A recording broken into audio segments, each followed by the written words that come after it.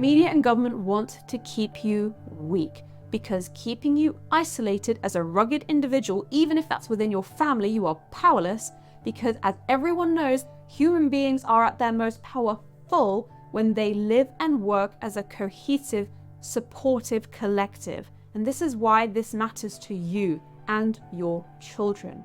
They don't want you to be empowering yourself out of limitations and mediocrity.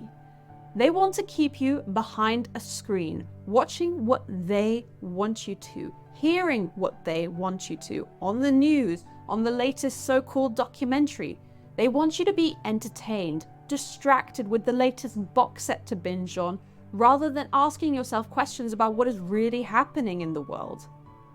The last thing they want for you is to join a community that could make you more interdependent, no longer a slave to the system, no longer institutionalized as in dependent on the system, and no longer infantilized and undeveloped in your thinking and in your ideas.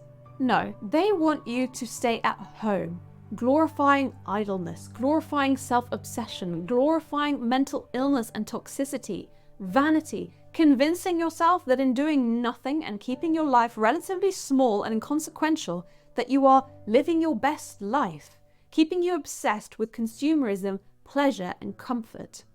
In that, you actually don't live your life. You don't follow your dreams, you don't develop your character, you don't contribute to society, you don't serve others, you don't take risks, you don't sacrifice, you don't find out what's beyond the fence. They want you to stay in your lane. And this may be dismissed as a Truman Show, Matrix-style conspiracy theory by some, but those who see it and are willing to see it will hear what I'm saying.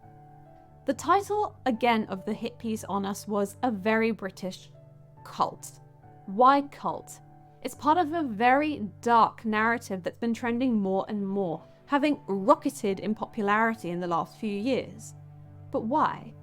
Well, if, as self-proclaimed cult expert Alexandra Stain says, there is a cult in your neighborhood, then the threat of falling prey to a cult is all around you. You get financially scammed, separated from your family, made to work as a slave for years on end.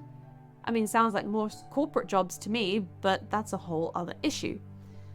You see, this emphasis on cults is designed to keep you weak because it intends to keep you in a state of fear without really dissecting what you're being taught, especially as we've been dubbed a life coaching cult.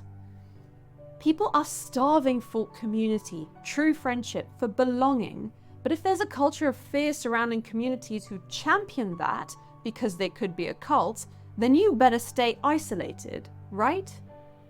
You see, mainstream media doesn't want you joining a healthy support group or community because it doesn't want you, the public, developing your wisdom, your emotional intelligence, your God-given human endowments, your ability to build healthy relationships.